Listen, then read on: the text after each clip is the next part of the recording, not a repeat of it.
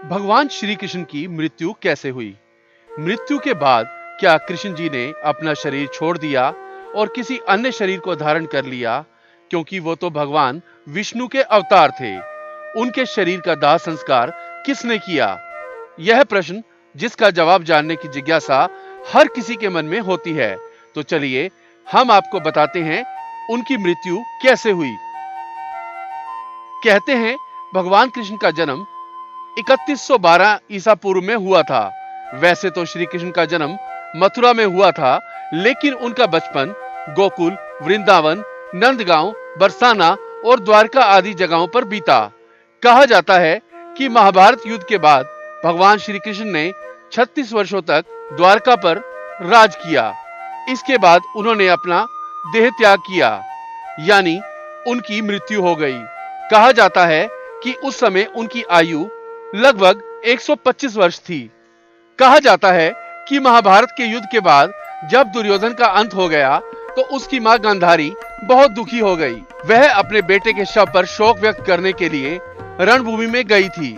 गांधारी अपने पुत्रों की मृत्यु से इतना दुखी हो गई कि उन्होंने भगवान कृष्ण को 36 वर्षों के बाद मृत्यु का शाप दे दिया। यह सुनकर पांडव तो चकित रह गए, लेकिन भगवान कृष्ण तनिक भी विचलित नहीं हुए और मुस्कुराते हुए अपने ऊपर लगे अभिशाप को स्वीकार कर लिया।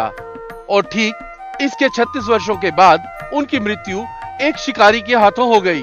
भागवत पुराण के अनुसार एक बार श्री कृष्ण के पुत्र साम को एक शरारत सूझी।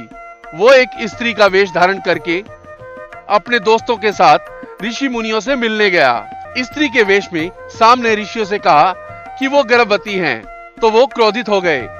उन्होंने स्त्री बने साम को श्राप दिया कि तुम एक ऐसे लोहे के तीर को जन्म दोगी जो तुम्हारे कुल और साम्राज्य का विनाश कर देगा।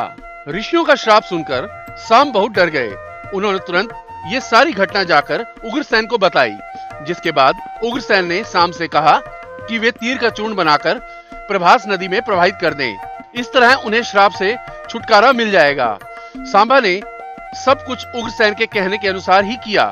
साथ ही उग्रसेन ने यह आदेश पारित कर दिया कि यादव राज्य में किसी भी प्रकार की नशीली सामग्रियों का ना तो उत्पादन किया जाएगा, ना ही वितरण होगा।